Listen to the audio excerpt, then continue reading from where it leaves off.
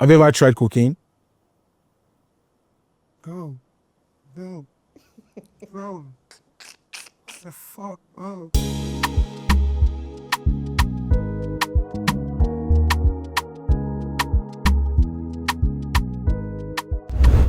All right, cool. Somto, welcome to Lights on Vibes. How are you guys feeling today? Let me start with Oracle. How are you doing? I'm chilled, I'm good, I'm feeling well. I think the last time I saw you, your beers were not this big. What's happened? What are your like skin routine or what? How do you do? What do you do? Is it? I think it's too much food. I meet my girls, we just go like this. Wow, Somto, what's up, bro? How you doing? I'm good. Are you high? Like, Bro, how is that the first question? no, I actually think you. I actually think you like, I have to ask because the way he's so chilled and like, yeah, bro, I'm good. Like, I need to know like if there are any like elements that is actually controlling you right now. I'm my sophomore era, man. Saltman era. I'm not doing so much over here, you know. But that's taking the wheel. Oh my god, that's really crazy. But all right. That's taking the wheel. All right. So, welcome to Light and Vibe, everybody. Good to have you guys here. So, and today we're just going to be having a conversation. I really wanted to have this segment where I'm going to have, be in line with creative, and let's just talk about, you guys are usually, most of the time, let me say, behind the scenes, to make the stars.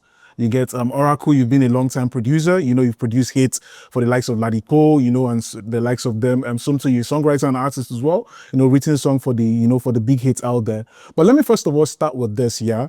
How happy are you? Let me start with Somto. How happy are you? Are you a happy person as a creative? Because we've heard many things that creative are really happy. What do you think about that? Okay, so first I'll start with the question, how happy am I?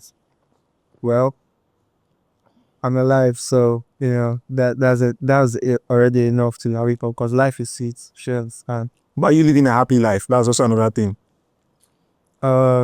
then as a creative, what I'm creating is the main reason why my life is happy. Because that is the only form of fulfillment that I have in this like. So and that cannot equate to any other feeling right now in my life. So am I happy as a creative? While creating, yes. Am I happy with in terms of my own projections as regards to where I want to be or or like my level of recognition that I want to get as creative? I believe that's gonna happen in due time. So right now I'm just enjoying creating, and I don't ever want to use the grip of and finding joy for creating that. So in other words, your creativity brings you happiness, right? That's What about you, Oracle? For me, I feel like, first of all, if what you do doesn't make you happy, then you have no business doing it at first place. You need to find joy in what you do, and it needs to make you feel complete. And everybody have life issues. There's nobody that doesn't have life issues. But at the same time, when you're in that creative zone, you just tend to block out the outside noise, and you're in your own zone. And like I said, if it doesn't make you happy, what you do doesn't make you happy, then I don't think you need to be doing what you're doing. So find what makes you happy. And that, for me, is creating and making music and, linking up with other creative minds also to create good music, yeah.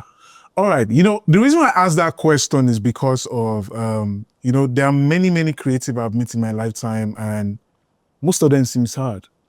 There are many of them who seem to box up a lot of things that they feel like if they can only open their mouth and say what they are going through, many people might not understand them. So they end up falling into drugs, into other substances to try to keep themselves going on. It's so easy for you guys to say, oh, I'm doing what makes me happy, blah, blah, blah, I'm doing music, yeah. But you realize that after you leave that space, it's as if that outside that space, there's a lot of depression, but you need to understand that you can't be in the studio 247. There's still other things you need to go and face out there. You still need to go home. You still need to like lay on your bed at night, you know, those little space whereby you know that you're not doing music. How happy are you? You get, how normal do you feel like life is? You know, is it too much being a creative? You know, what are the pressure that you go through whereby you know that, okay, an artist might feel like, hey, I did this all by myself and nobody helped me to do it. You get, so what do you feel about, are you really sure you're really saying it through? Because this is Light and Vibe, and if there's anything I always encourage people to do, is just, you know, be free and really say your mind, because you don't know who is watching you out there that might really resonate with what you are saying to them, and they feel like, wow, I'm actually in this space as well, and I can actually resonate with what this guy is saying, and this is where I am right now. What has he been able to do that is helping him than that I can do myself? So in those aspects, in those days where you guys are not really doing what you're doing, probably you feel like there's a block, you know, I feel like you're a cage. What do you do that, you know, to find calmness? You get, because you can't tell me it's every time that you feel like you're happy 247. You know? Anybody want to answer that, Oracle? Yeah, I mean, people treat life differently. For me, when I'm in that particular place where I can't seem to find happiness, I just spend time with family and spend time with friends, people that are close to me, and, you know, try to discuss with them what I'm actually going through at the moment. You know, they can be of help, and also they can also like advise me on what to do. I mean, we are human beings, we can't be happy all the time. But for creative, I think because there's also a syndrome of creative being underappreciated sometimes. It's sometimes sometimes triggers emotion. You know, for instance, you're working with somebody, it doesn't go well business wise, it triggers emotions. You know, you're working with somebody who doesn't see the value you had to whether his brand or his music, and it triggers emotion. So for me, in that situation, I just, you know, try to be at peace and, you know, stay calm and try to work things out. And if it doesn't work business wise, I mean, it's what it is. Yeah, it is what it is. So, Santo, what about you? What about you? I like what Oracle actually said, because there are sometimes whereby you feel underappreciated and you realize that you might actually even be the backbone of everything that is actually happening in a particular brand, in a particular project, piece, whatever it is. And you feel like you're not actually appreciated. You know, you're a songwriter, and there are many hit songs that you might actually have written, and, you know, everybody's celebrating the artist, but the artist say, oh, I did it myself. You know, I write the song, and you feel like you're not even giving credit for where credit is due. You know, where do you feel in all these areas? How do you find calmness whereby you feel like the chaos is actually coming for you? So it's never going to end. That's one thing, because with this space, the higher you go, there's always noise on every level. Like there's always something that is distracting you from there's always noise on every level. So even where your career like advances, right, then there's a new struggle, the struggle of I need to keep up with what's trendy. I need to keep up with there are new people that you're competing with. You know, yes, you have more eyeballs, but if you look at the space right now that we're in an attention economy, there used to be a time when it was just the artists, the creatives, basically. If you're in movies, if you're in music videos, then maybe if you're a personality, the positions for like personalities, maybe presenters, maybe it's TV hosts, they were few. Like those slots were really few. Not everybody had access to them. So it was less people getting way more attention, right? I mean, then you now look at now, everybody is like, they say everybody can be a star. But that's the problem.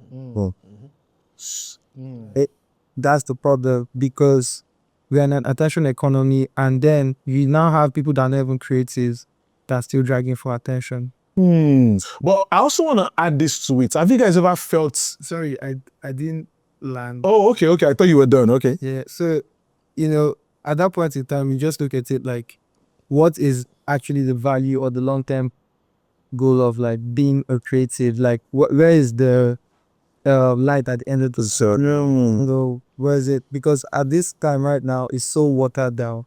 So it's just actually being true to yourself first, and also having people that will just connect, Yeah, the right platform. you know, as it's past your journey, and those are good that will sustain you. And I feel like right now, me as a creative and me behind projects, even when I don't get credits, I also like to understand that it's a learning curve, right? Our payment is But have you ever felt in a way whereby you feel like it keeps happening? You know, I feel like there's a level, there's how much you can take. You get, and you know, I'll use myself for example. You get, I'm also happen to be in the industry. I've actually told people in this show before. You get, I run a management company right now, obviously. I used to be a talent manager, you know, for brands, artists, and the rest of them. And I'm the kind of person that give you 120%. And there are times whereby I just feel like, you know, I've been underappreciated. You get, I have been, you know, and because of, I am someone that don't like to shout about my input. You get, most of the time, people will see me like, oh, well, you are the guy who did that thing.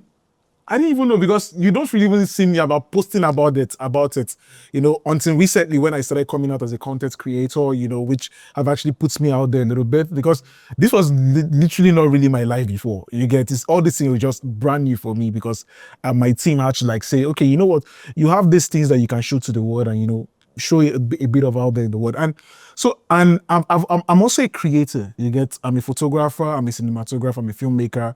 You know, I used to be, you know, a musician myself. You know, I've wrote songs for people. You get, I've wrote songs for artists, you know, that have actually even gone a bit far. So I could see, I can relate to the questions I'm asking, because I know how hard it can be. I know the pressures.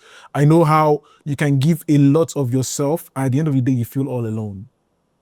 You know, it's as if you are giving too much. At the end of the day, you just feel like you're all by yourself, and there's nobody to actually reach out at that place that you are, because of you just feel all alone, because of everybody's just there to take from you, and they're not actually there. Because I'm saying this because you guys said meeting people but meeting the right people is also a challenge. Mm-hmm. That's what, you know, it's very easy for you guys to say, oh, meet the people. But meeting the right people is also something that is also a challenge. There are people who are just there just to take from you. They're not there to actually, because I'm coming. They're not there because of they want to see you succeed, or because they actually want to help you as you are helping them. Because once they've actually used you for what they want, bro, they're on to the next one. What about that? Okay, so in regards to this particular thing, you said, that happens like really consistently. And which one? Let me know. This is what happened consistently. That is more of like an industry thing, right? Where just because you meet someone in position and you know that person in position can help your career, then it opens you up. It makes you very vulnerable to get used consistently, right? So that what I meant was people that don't even know you from anywhere that are just supporting you, like because they are buying your market, they like the music, or they believe in you, or you resonate with them emotionally, or they have some empathy towards you as an artist that was creative. Like those are the people that you do it for, you know. The people in the industry is a cutthroat industry, because it took them so much to get to that level, right? So they don't want to, they're not losing that commitment anytime soon. So they're going to do everything that they can do. And it's a culture, the creative industry it's a culture that is monetized by creatives. Creatives are usually people that are young at heart. It doesn't necessarily have to do with age, but young in the mind, right? So not everybody is born like that, because that is a mental that's a mental situation right there, right? It has its flaws, and it also has its great sides. Its flaws is creatives might not be the best time with people to deliver something within the right. So is it safe to say creative are selfish people? Creatives are not selfish because they give. It depends on how. Let me not even go to creative. Let me just go to mostly artists, musicians. Is it safe to say artists are selfish people because of they only want it to be about them and not about any other person? Is it safe to say that? Yes, it's very safe to say that. It's very safe, and it's not just artists. Actually, you see it in every industry, like it's the cutthroat industry. No, because now we are more inclined in music, so that's the reason why. Yes. So artists, it's safe to say artists are selfish people. Yes, because what incentivizes their career is being selfish, right? How they make money is by being selfish. Is by if not for like now that because of internet and how fast like knowledge has spread, so the industry obviously is growing and there's more money coming in, and they now have to put in like more legal structures. That's just within like the secular term, because I think I was talking to Oracle and we're talking about how I don't want to go far into that one, but No, we'll go into that one. but honestly, is just like that is what incentivizes. That's how they make money. Okay, let me quickly go to Oracle. So Oracle, also, what do you think about this? Let me also throw that question to you. Is it safe to say artists are selfish people? Now on the general, I know, don't try to be biased, because I always call people out on this show if you are trying to fake it. But on the general, do you feel like artists are selfish people? Do you feel like it's? I wouldn't put it that way. Okay. Well, like I said, everybody handles situations different. You might not work with this artist might not tally with you business wise, might not tally with you creative wise. But I mean, there are other artists here who, are not selfish. Yeah, so we're not saying there are no other artists out there that are not selfish. We're just saying in the general scheme of things. I mean, as a human being, if you want to be great, you have to have a little bit of selfishness in you for yourself. Exactly, which is why we're not saying that being selfish in that, because from like what Sumto said, most of them is a reflection of how they actually even got there. Me managing artists, I've also realized in the past, I've been with artists that will tell me that, we thought they suffer now. If I get to that place, the way I will take suffer these people. And I'm being honest, and they are right. I've seen artists that have actually sweated, whereby people they've poured spit on them. Like, who the hell are you? You get, and you think you are going to be in the same stage with me?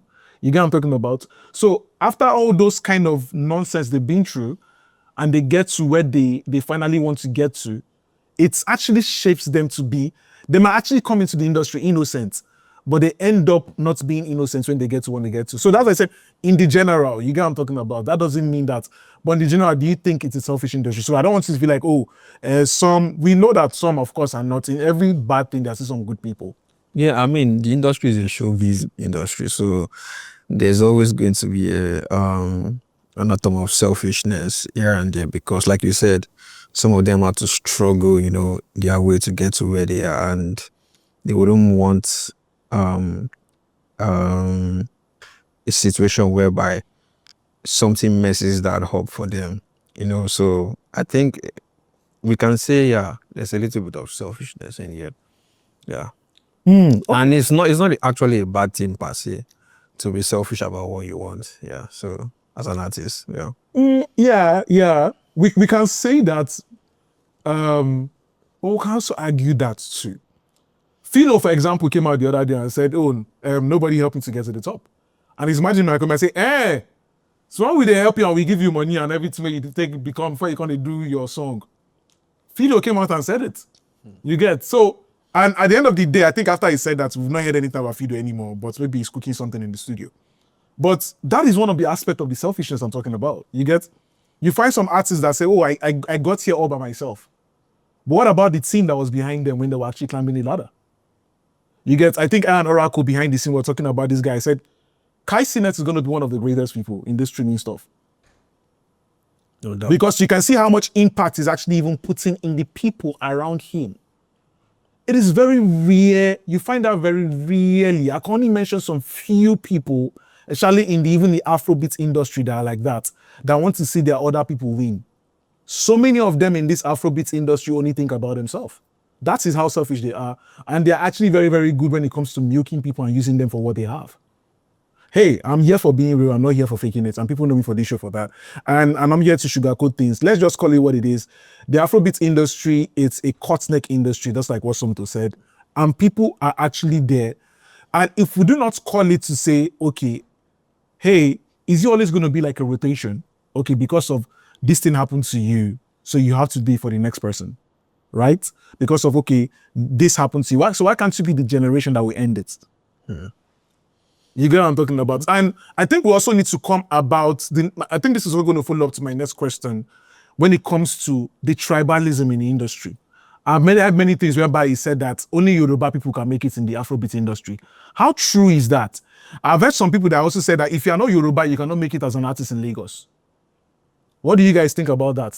I've heard many people that said that many artists complain that if you're not Yoruba, you take your song to Sound City, Hip TV, MTV Base, you will not be able to make. In fact, I've heard many producers that complain the same thing about the Kakos, that if you're not a Yoruba in an Afrobeat industry, especially in Lagos, it is going to be very, very hard for you to get to the ladder. How true is this? I mean, I know saying that they try to, because this industry, so that I try to play safe. Now no one go end the bread. So guys, I think I'm putting them on a hot seat right now. But hey, if we do not say this thing, yeah, I don't know how anybody's going to learn out there, because most of the time, some people go to some shows, podcasts, and they're not being real, and that's what I don't like. I don't like when people are not trying to be real and we don't try to say what the way it is, because we know that this thing happens in society, and if we do not speak up, how are we going to actually impact, even though this is not this our generation, but at least the next generation to come?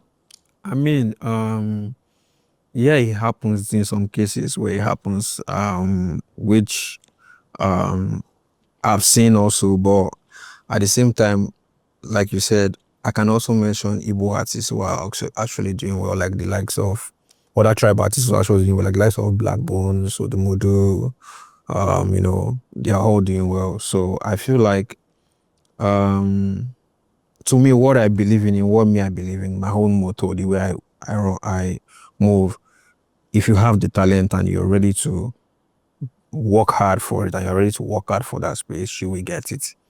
You will get it. Even despite you might have some stumbling blocks of maybe people trying to gatekeep, people trying to, not give you access to some rooms, but if the talent is there and you just need just one person to just spot it and be like, okay, this guy is the real deal, bro, you will break through that barrier. But is there tribalism in the industry? Sonto? The industry is not tribalistic. The industry is capitalist. It's all about the money. If you can make the bank, then give it the rank. So that's why Afrobeat has been able to go so far, because it's a collective of different people, different creative, whether it's from the sound, is different tribes, and even from the business points, it's so many people. There is not one tribe that runs the industry. There is not one sector that's why it's been able to do so well, because it's a thing of, I won't say it's by merit, but you must have the it factor. You can't be like if you know you're going to blow, they'll pop money. The Yoruba person said they'll be dragging contract with you if you're an Igbo, even if you're rapping in Igbo, like, and vice versa, and anywhere, like, everybody has blow from different regions, from Benin, from the north, from, in this Lagos, they'll come here and they'll conquer from south, from southeast, the southwest too, we still conquer, like, everybody will because even in Lagos, it's still, okay, 15-20 years ago, it was Alaba now. Alaba, they were the ones running everything now. They even had more mouths than radio and TV, because if you wanted to blow mainstream, Alaba had the key. Like this. Alaba is Igbo people that run that whole faction now. You know. And they were the ones that were saying, like, you wanted to blow in the whole of Nigeria, so because they had the distribution network. Right? And they were monetizing it like hell. So not one, and if you go to radio, you will see like radio stations where you will see that, oh, it's somebody from, you know, it's tried that's not one person. If you have it's capitalist. The industry is very capitalist. If you have the leverage, you will make you will cash out. So it's all about the money. Okay, so I've heard, I think it was some years ago, I heard an artist, I'm not going to, I'm not going to mention, I can't remember his name, that complained that there are times whereby he takes his music to some of these stations and, you know, so I don't know if it's something whereby the stations or the OAP are the one doing it, whereby because of he's from a particular section of the country, they were not even going to play his music, you know, and I've also heard some other upcoming artists who also complain the same issue. So just because of probably is not something people are not talking about doesn't mean it doesn't happen. Okay. You guys I'm talking about. With this thing you said, it is that's why I said the industry is not tribalistic. The people that can bring tribalism. Oh, you mean it's the people itself that's in this section that can be tribalistic. Tribalistic, yes. Exactly, which is still. But the industry, not, because they're not the majority of people. You know, they're not the majority of people. Like I said, if you're going to make the money, nothing else. Nobody cares. If it's you that's going to make that money, nobody cares about anything. Like, they don't. Okay, distribution companies that are headed by a certain tribe, and you see artists from a certain tribe going to distribute with that person, because why? He has the best playlisting reach. He has the highest leverage, or he has in their company are giving out more advance. So the work with him, the industry is very capitalist. But yes, there are people that bring in tribal, which is from their own personal life or trauma or how they grew up or whatsoever, you know, part of society they grew up in. And it crosses over. Like, I've experienced it, you know, but I've experienced it, but it has not been the majority of my experience either. I can say the industry chooses money over anything. Yeah, because this is something I've been meaning to also share more light on, because I remember back in the days, this was something that some artists actually even told me about, and it's something I've always said, okay, when I had the opportunity, I would like to share more light on it, because some people complain that, okay, they might actually take a video of some other people, some stations that might even want to call out here, but I don't want to call out their name, that this happened a lot, especially in one particular station like that. And there's some upcoming artists, because of there are some particular sets, it seems that station now seems to be very tribalistic, because of they are not trying to play maybe music from a particular set, except maybe that person now, the industry, is a force to reckon with, whereby you must have no choice, you must play the person's music.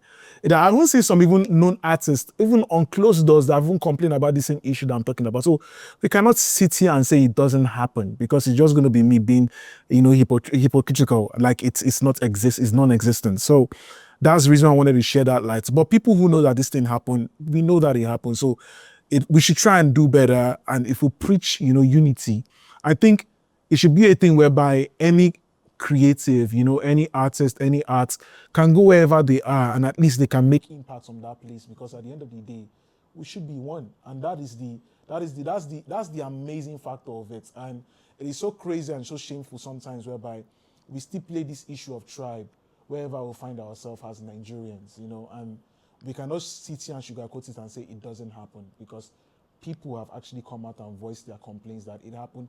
I've even seen so many producers sometimes that even say that because of you're a producer of a particular tribe, they will not want you to produce some certain artist except that artist from some particular tribe.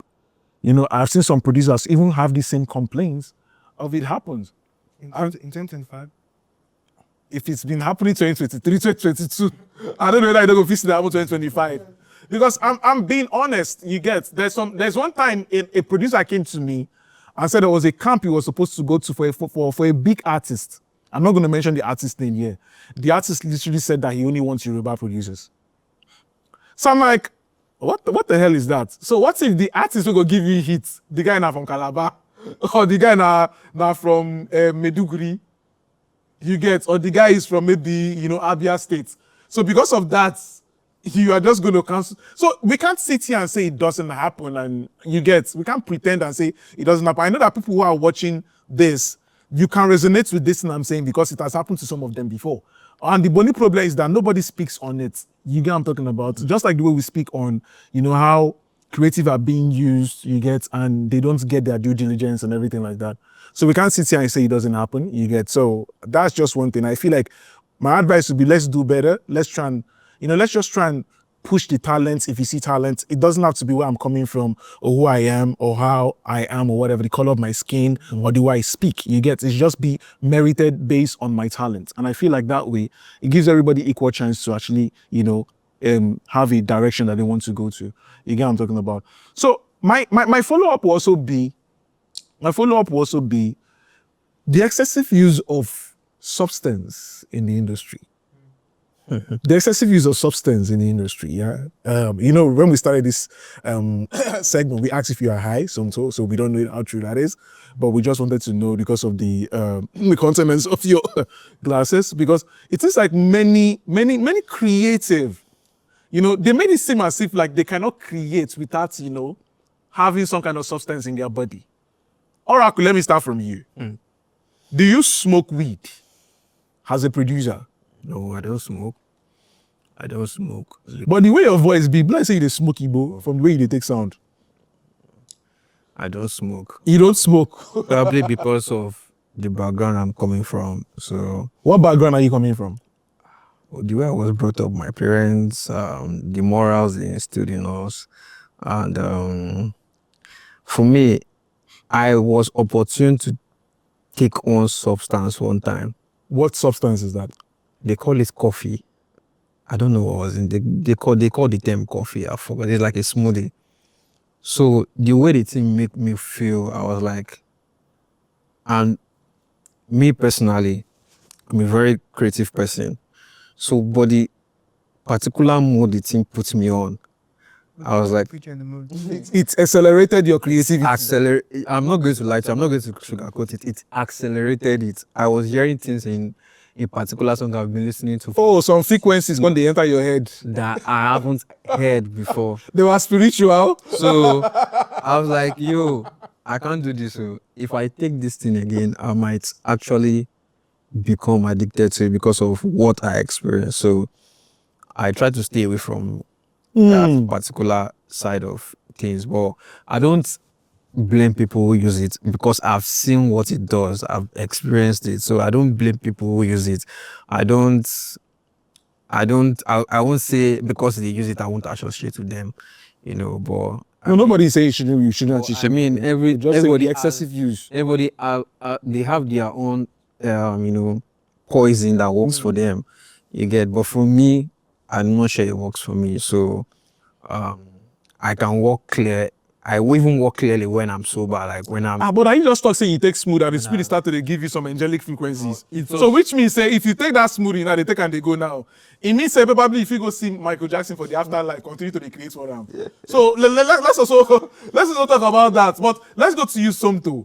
What do you think about the excessive use of substance in this our industry? You get, Do you smoke? Let's also start from that. Do you get high? I want to ask a question. Do you get high? What did you study? What did you study? What did I study? I'm a high school guy. I didn't go to college. So my when we are going there, and I thank God that I've actually been where I am today. So I remember when I was in high school, I was in science class. So yeah. But I wanted to study. My parents wanted me to go into medicine, but I never had the opportunity to. Yeah, because I actually thought you probably study medicine or pharmacy. That's actually what my parents wanted me to. But now I came from shit, what call them? What do they call them? Lapo have been a Nepo. This language they talk on Twitter now, saying a Lapo. No, it's Oracle. Is it Lapo? Lapo, Yeah, I'm from the Lapo side. So my parents never had the too much distance to take us there, but we still thank God for our life. But I would have studied medicine if I had the opportunity, yeah. Okay, because what I'm asking is because you seem to know a lot about prescriptions and Oh really? What excessive is. How do you know that? I've not said that in this show, did I? You said excessive use of drugs, man. Yeah, there seems to be excessive use of drugs in the industry. That's what I said, yeah. How do you classify excessive use? How do you term it? Like, what's the benchmark for excessive use? Because there are many people who get high. If you check it, if you go to almost all the whole creative, especially as an artist and a musician in the music industry, let me say 70% of them get high. So isn't that excessive? That's above this thing? That's above average. So individually, you don't know how often they use it. But they use it. No, it's not about how often they use it. Like I said, they use it. Well, the industry that uses Yes, that's what I'm saying. So that's excessive because they're excessive people. Let's not even go to, we can't even argue this thing. If we just go to Gen Z's alone, the auto industry that do music, when you go to their parties, it's junkies that are there. What are we saying? Yeah, but that's not creative industry now. That's No, most of them, no, these are creative industry, I'm sorry. No, that's society. That's just Yeah, because most of those people in that parties are creative, they're artists. A lot of them are from tech. A lot of them are from they're from so a lot of them are Nepo babies that that probably schooled on abroad that to their own society, their own experience of society, brought it here. It's Somto, are you saying that there is no excessive use of? Do creatives use do they use drones? A lot. So what's the argument here? We've seen it from. You just even say it a lot. So what's the argument? So what are we arguing? But I'm still What are we arguing? tell you that society, not the creative industry. Society. No, we are talking about the creative industry. Yeah, we know. I just literally said that. That even if you go to the society, the Gen Z's alone, Gen Z's party, when you go there, you see that almost everybody is almost, and you find a lot of creative. You like the party? You mean? I don't smoke actually. I don't do drugs. Enjoy the event. I don't dislike it. I never said. That's why I'm asking that. Why is it that? First of all, why are you going to the corner? I'm asking you, do you get high? I don't know why they pass corner, they try. Answer the question, do you get high? Occasionally. Occasionally. Are you high right now? I'm not. So if you run a drug test on you, we won't find anything. Why do you want to run a drug? Why don't you want us to run a drug test on you? No. We just want to know. If I run a drug test on you right now. Are you police? I'm not purple, guy. What you? Guy, calm down. So, I said if I run a drug test on you now, you'll be normal. You'll be okay. Bro, why are we talking about a drug test? Bro, it's sounding so sauce like. Wait, chill. How do you feel getting high? What's the worst drug you've ever done? I don't make NDLA gun catch you, but at least we are free here. But I don't do anything more than marijuana. have you ever tried cocaine? Bro. The fuck, bro. It's light and vibe, so it's allowed. You can use those words. I've ever tried cocaine. Let me just. I said I've tried cocaine, man. This was so weird, though. First of all, right? When you're talking about drugs, even in the creative industry, how many creatives do the hard drugs compared to the normal people in society? And secondly, with marijuana, it is very arguable that in most parts of the world, marijuana is by people is not really termed a hard drug. By the government is termed a hard drug. But also in some cases it has been opened for legal use. So if it's been opened by legal use by by regions and is continued to, and the whole of countries are governments are changing their policies in regards to this particular plant called marijuana, cannabis rather, then are you still going to tell me it's a hard drug in the next 5 to 10 years? Have you ever used cocaine? If bro, why I'm talking about cocaine? Because I was still waiting. Trap, Huh? trap. You see, I don't even know what those terms are, to be honest. Do you sell drugs? You see, how does he know what that is? I don't even know what he see. He said he just went you trap. I don't even know what those things are, like you trap, because that's not my industry.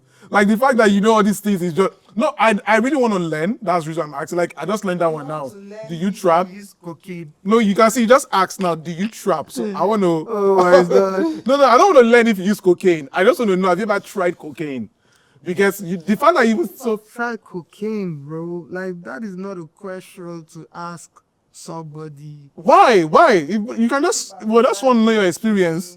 Like how did it make you feel? Did you feel good? You know, were you feeling okay? Do you feel like you are flying or whatever? What I was think what he's trying to tell you is that he has not tried it. No, he's not answering that though. He's only asking me if I trap. How is that? How that's that one? No. He's only telling me if I've trapped. I'm not sure if he told me you've not tried it. But okay. So, how does marijuana makes you feel? Like, what is the vibe all about? Because I think he spoke about the smoothie. It makes me hungry. It makes you hungry. Yes. Oh, just hungry? Yes. So people smoke that just to get hungry? I don't know. It makes me hungry a lot. Oh, so that means the feeling is different for everybody. So for some people, it might make them feel what? Something else? I don't know. I'm not African out. He thought he had angelic vibes when he was that, as if the station is calling. I mean, it makes me hungry. Yeah, but also I understand that we are not trying to use you as the benchmark for, other people's experience. But since a lot of people tend to take it for creativity, why do you think they use it? Why do you think there's so much? Do you think they cannot create? Because he said something which is like, if you create it, it opens your mind more. Is that the reason why you feel like a lot of creative use it because they feel like they can be able to adapt to more frequencies? It can make them create better or something? Man. Or it's just peer pressure because they feel like their friends are using it. So, hell, let me take it too because it makes me feel cool. Because there's also that aspect too, the feeling of peer pressure. My friends are smoking, so let me smoke because of it makes us feel like we are cool. It's different for every other person. Some people they take it for inspiration. Some people they take it because of they want it to be part of their brand. Some people they take it for aesthetics. Some people they take it because probably their friends in the industry are taking it. So I mean it differs. For me, I think that's what I would just say. It's different for every other person. Yeah. All right. So because the reason I'm asking that question is because of it seems like every time I tend to see a creative, before they even enter studio, being artist, I beg you get lighter for this.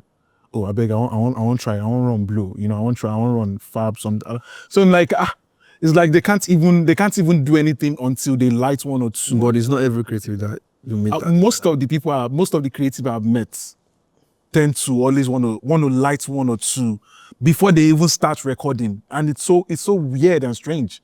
It's as if like we don't have people who can just do it by default. And this is not just to African music alone or Nigerian. It's like it's the whole wide world. And that's what I'm asking. Like, is there any spirituality connected to this thing? Because it's just kind of weird for me, and everything. So maybe I can't understand because I'm not in the same wavelength. So you get, hence why I was asking Somto, because since he has experienced such, maybe he can be able to explain better to us. You get. So now, okay, we're just going to go into some weird questions because we're actually approaching the end of the show. So I want to ask like some few things basically. So what do you think about, maybe like relationship as a creative? Do you think it is something that is beneficial? Do you think you're gonna have time for that? Do you think? Yeah, everybody needs companion. What did God say in the Bible? be fruitful and what and multiply. We all need each other. We all need companion. I mean, but only when you feel it's the right time for you as a creative, because it can be hard. Um, you know, um, trying to take on the world as a creative and also being in a relationship, which also demands like work also. But I mean, everybody needs companion. So for a creative, yeah, you need a relationship. If you think like you're ready for it, and you think like, okay, you need a relationship, yeah, you need a relationship. Yeah. Okay, okay. So basically, something. What do you think?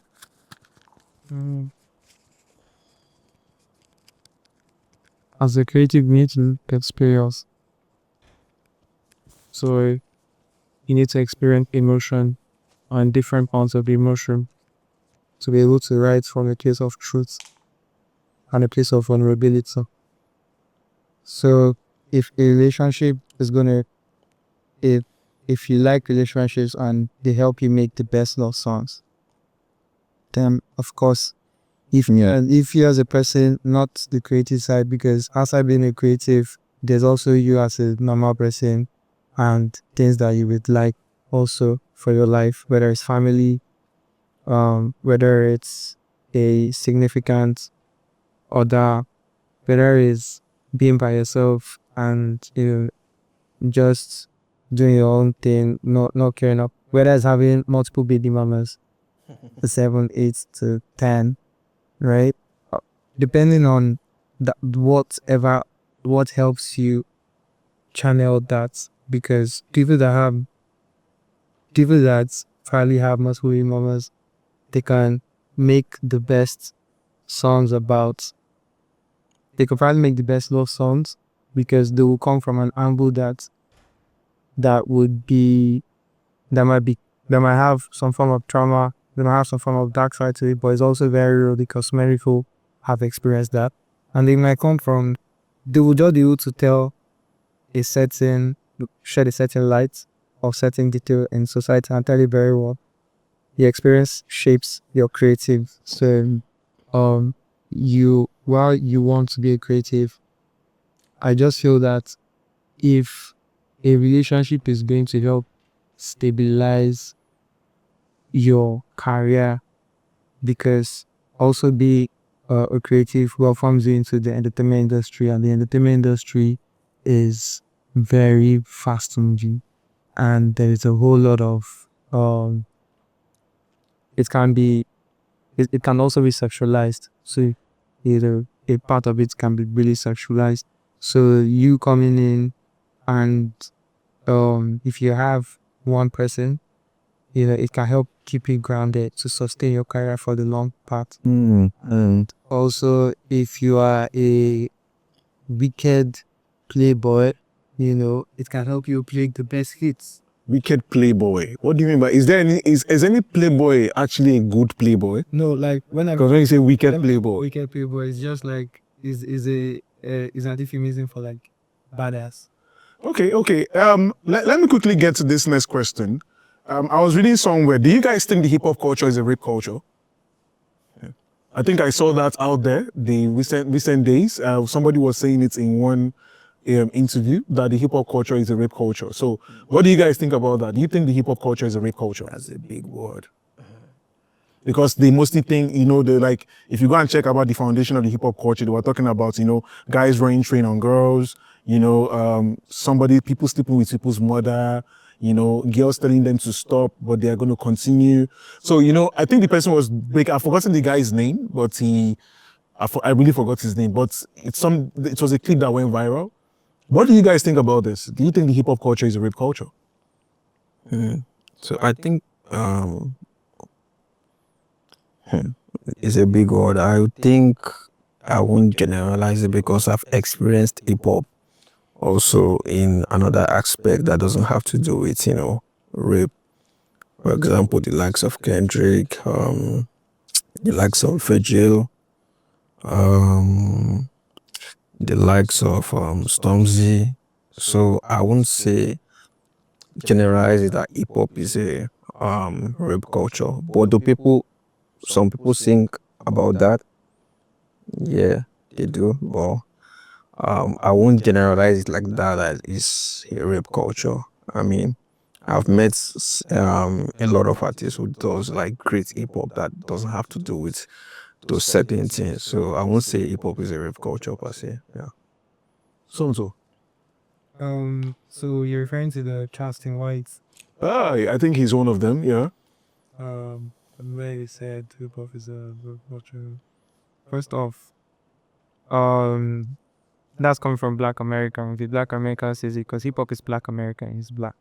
So that's coming from a Black American. When I said, well, that is his own view of hip hop. He might be right. I'm not from that culture. But what I can say is my own experience of hip hop has been more so violent than rape, but maybe under the umbrellas of what violence is, there's a pillar for that. But there's also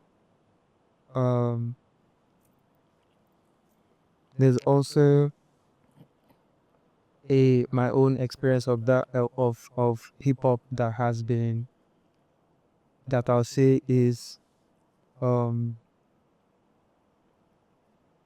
very eclectic but more so influential, and because it is different, there's different colors to it, right? If that's the biggest genre in the world, and people love that genre, and it is what Charleston White called it to be, doesn't that speak a lot about the people that listen to it and actually that actually influenced by it? Because that's the biggest genre in the world. That's the highest selling genre in the world. That's the genre that sells the most brands in the world. If any liquor company wants to do up, put it in the hip hop videos. If any political campaign wants to happen, get the hip hop artists. If any the elites must affiliate with that culture, because that's the thriving culture in music. So if that is to be so, that this particular thing that has a culture is a rape culture by what Charleston White said, then the people that listen to it every day and pay hard and win for it, what does it say about them? Right? It's like when you say that the industry has so much drugs. Is it the people selling, or is it the people buying? Consuming. Right? So those two, the sellers and the buyers, make up an end-to-end perfect, where there's demand, there's supply. So, but why would you want it in the first place if that doesn't say something about you as a person? So that also means, can you say society is like we live in? Can you say the world is like that? Like what Charleston White called hip hop to be? Because if everybody's actually buying this, The world is a dark place, so we can, there's something I always tell, those who are close to me, that, the world is chaotic in nature. Because I'm actually somebody, I think one of my last episode, I was telling somebody that I think I'm going to have a segment about, the universe. Once I'm just going to have a segment called somewhere. I know Oracle would like to be in that one because he likes to talk about weird things like that. Because the world is a chaotic place by nature, and people are chaotic in nature, you get, and sometimes, and I'm a big believer that some people come to this life just for chaos. Some people come to this life just for good. So if somebody, like you said, somebody from that culture is telling me, and to be honest, the music might be different from the culture. You get what I'm talking about? What do I mean by this? Because it's just like the black community itself. We might not understand what the community is because we are not slaves that were taken to America. You get, we are Africans in Africa. You get, now, they will not understand our own struggles because of we are in Africa. We know our corruption as a struggle, our political struggles. They don't understand that. And that's why there's sometimes you won't see there's a conflict between black people and Africans, especially the black in Americas. It is that, and Africans, indigenous Africans as well, because they feel like, oh, we don't like them. We also feel like they don't like us because many people call them the Akatas because of, I feel like that's something we might even touch a bit on while we go on because I don't really want us to take time. But what I'm saying is that maybe the culture, because like you said, music is about experiences, what we experience, if you have somebody who has different baby mamas, you can put it in songs, you get what I'm talking about. So hip hop was definitely from black Americans, you get. So if you say it's a rape culture, what if everything that was happening around them? Because if you check that interview, he also said he grew up and he thought that going to prison was cool. You get, and if you look at the music back then, they were glorifying people who are going to prisons in the hip hop music. You get, like, it felt like when you listen to all the whole music back then in the 80s, you get in the early 90s, it was as if like being a prisoner or going to prison, or you are a nobody until you're a convict. You get what I'm talking about? So we might not be able to understand that because we're just enjoying music for what it is. Just like the same way they enjoy Afrobeats, but I'm not sure if they understand the Afrobeat struggles that we've actually gone through to even come there, to get where we are right now. Because you need to understand that there was one time whereby it was a bit shameful for us to even claim we are Nigerians in places like America. Many Nigerians back there will be thinking that they were Jamaicans.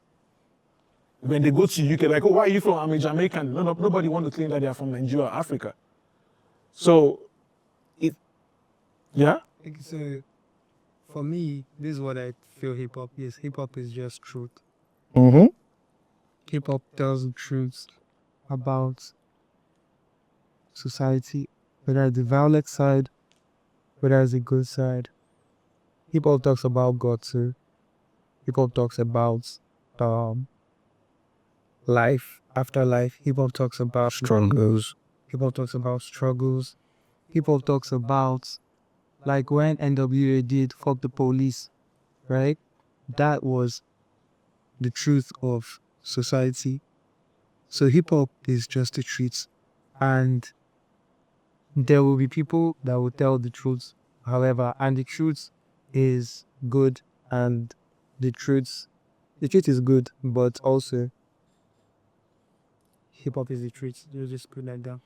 All right. So, I also want to quickly touch about, the conflicts. Let me just quickly, I feel like this is a good avenue because of, blacks are actually very, black people are known for, and when I say black, I'm talking about black people all over the world. They are known for their creativity. Like, I feel like it's something that is deep rooted in our spirituality. You get, and why do you think, especially black in America, why do you think they have issues with Africans? And most of the time, I even think they have many issues with Nigerians. You get, I think I was watching, there was a guy, I'm going to call out his name here. I think his name is Anton Daniels. You get, he's a black guy, and he normally does his show. And most of the time, once during the US election, I was watching him a lot. And he seems to really have a deep-rooted hatred for Africans, especially Nigerians. And I feel like probably it's coming from a trauma he had. Maybe somebody told, I think he mentioned it one time that there was a Liberian who told him that, he would not like his children to associate with black people because of probably the kind of what the media feeds us here, that, blacks are criminals, blacks are like this. And because of what their community most of the time portray You need black Americans. yeah, black Americans. So I feel like most of them has a perspective that Africans really hate them. And I don't really know why he feels that way, you get. So, but do you think this is true? Or do you also feel like maybe Africans are just also being careful because of how blacks always treat us? Because I've also seen a lot of people that say they go to America, and most of the time it's like black Americans are more racist to us Africans. They are the ones who call us booty scratchers a lot, even more than the white people. So what do you think about this conflict? Do you think Africans don't like black Americans? Especially Nigerians, because I think this is an avenue we can talk about it. Okay. So, for me, what I what I understand is, and this is what I always tell people, Africans are not, Black Americans are Africans, or Africans are not Black Americans. And it's just as simple as that. Africa has strong, solid cultural background, foundation that we carry anywhere that we go to. It's our identity. We wear it like, our skin. Same as, Chinese and all of that. But I mean, Europe, while yes, they have, some parts of Europe have a lot of cultural,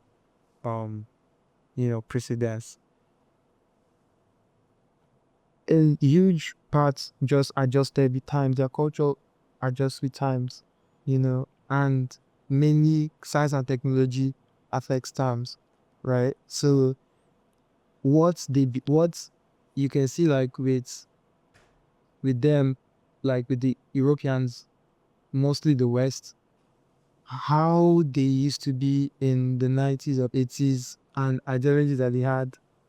As time passed, so many things change. So they move with times, like what is today saying, and that's how their mentality will be. So they do not have like a strong rooted cultural cultural life, like that they follow. They don't have a strong rooted way of life. Um Black Americans are it's just cultural difference. But why it's a thing is because we are all from Africa, right? But are they are Africans, but they are not like Africa. They have their own way of doing it. They have the way they speak that we don't understand enough times. We have to like missing extra. They have the food that they eat. They have their way of dressing. They have how they govern their families. They have how they do their things. However, I feel a lot of the whole backlash, the whole of the segregation comes from the Africans that move abroad and climb the ladder economically, and is looking at this other group of black people that you both have been here for so long. How is it that you're not utilizing all of this, and we come from here and And see the opportunities. and we use it better.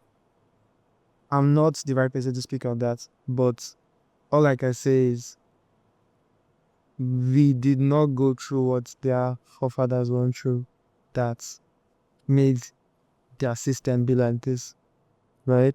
At least from Africa, we'll say they have a leadership problem, right? But Africans, Nigerians are very, like, if you show us how, We're able to take advantage of it. but our leadership is the worst, so they can't even guide, right? So when you have the word bad leadership, they do not see value in the individuals. One thing is the laborers that build society. Sure. It's not the leadership, right? Why slavery was a big deal, was a big business back in the days, was because, and why the West was investing a lot in it, was because they needed labor True. to build. Yeah. To build, and how would they be paying people to do that? That the government saw free money, free labor, which is free money, right? And they paid for, and we sold for a lot of places. We sold, right? So for the fact that we were selling was because we did not understand the value of the people that we had, that they were worth more than money, right? And it's still the same thing that goes to say black people don't understand the world that we live in. All right. So, Orak, what do you think? Quickly. So for me, I think the issue with Black Americans hating on Africans is just lack of education, lack of proper history education. Because over there, they are not taught about our history in their schools. It's not in their educational system. True. Even where we are not even taught about our history also here in our system and our education. But we who seek for knowledge we know that we go hard and go deeply to look for those knowledge. I just feel it's just lack of education from their own side, because if they really settle down and try to learn or know about our history, I feel they won't even hate us at all. It will be more of coming together with us, and because me also I've had that experience of a Black American being racist to me. Who made a comment about it. I think then I used to like dye my hair, Okay. so he made a racist comment about my hair one time. So I was like, even there was a white guy standing near him. The white guy was looking at him like, yo, and it was his friend. Was looking at him weirdly like, yo. So the white guy was not in agreement of his racist No, statement he was making to you. agreement. He looked at the guy when the guy made that comment. He looked at him like, yo, did you ever Yeah, which is really weird, because I have a friend of mine. She's a very close friend of mine. She schooled in the US.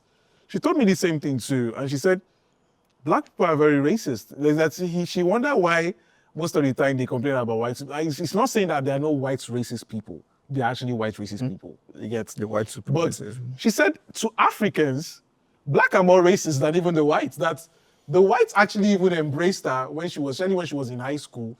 That the Black people will insult her, they will call her booty scratcher, this thing, and be using the monkey sound for her. And I'm like, are you serious? That she was like, yes, that you guys like it happens a lot, and she's not the only one I've heard this from. You get. So just to also confirm what you're also saying, that I've had a lot of people that have said that to me. Now, to me, I've never had such experience, to be honest with you. That's like I always say, that's I always like to speak on the general. Just because something doesn't happen to me doesn't mean that it doesn't happen. You get what I'm talking about? I've never had such experience. I've met beautiful Black people, Black Americans, excellent Black American people, who are very, very gracious, who are very welcoming, who have worked with me so welcomingly. And it is saddening when I see, and they're also willing to even, learn about the history. There's a new friend of mine who, I'll give a shout out to her name is Sharon. She even came to Nigeria to realize that she did her ancestry, and she realized that she's even partly Igbo from Nigeria.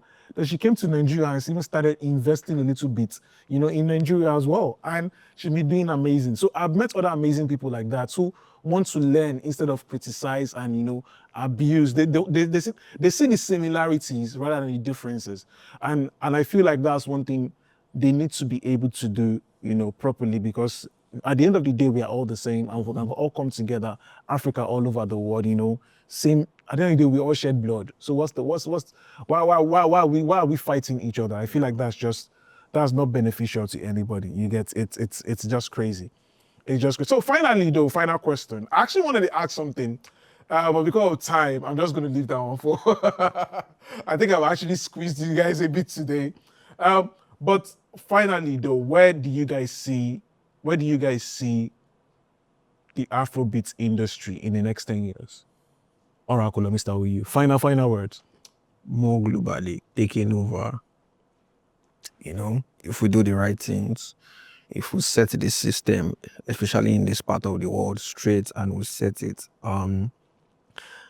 according to how it's supposed to be, to favor the writers, producer, the artists, the back hands, the managers, the executives, and everybody. If we get that right system in place, I feel like Afrobeat is going to take over. So final words. If you own it, we'll run it. That's just it. Because the issue that we're gonna have is when we don't put certain limits to, well, everything is just leans on foreign investment. That is where we're gonna have issues if we're not being able to monetize our own industry, and grow it. So the foreign investment is great. It can fast track that, but we need to have our own infrastructure to make sure that everything is working. because the foreign people don't understand African music. But African music can never run dry because the culture is just too much. So people are just singing from different cultures. Yeah. And The stories are really, really, yes, it's just, they're limitless. yes, it's limitless. Yeah, there's a whole of wealth. There's untapped self that we don't even know, have not heard, that is going to come out of some regions and it's going to be like, you know, it's like how Child Poppy is, you know, killing it's beneath some, you know, and you can criticize from different points, but does it slap? And it's still a young industry, which we still have a long way to go. Still many, you know, the industry is still very young. But thank you so much, guys. My advice is going to be, let's come together. Let's try and be united. If you're a young artist out there, trying to get the right team. And to be honest with you, the right team open the right doors. Get people who believes in you. Because to be honest with you, not everybody's going to believe in you. There are many people who are just going to, like, you know, try and come and waste your time. But when you have that right people, it might just be one person in your team that, you know what, I believe in everything you are doing. I believe that you are a star. Trust me, you will start seeing that things will start changing for the right reasons, you get? So that is very, very important. Things start to change when you have the right people around you. And another thing, artists, when you get the right people, make sure that you're also impactful to them. Don't just be selfish and think all about yourself. Because trust me, when you get to that point, other people will try to come to you and say, I can do it better. But remember that people who brought you there believed in you. When you get to the top, remember, they said what? Friends becomes very, very scarce. I met your boy MCC. Thank you very much, guys. Oracle Songto for joining another episode of Lights and Vibes. So, guys, thank you for your support.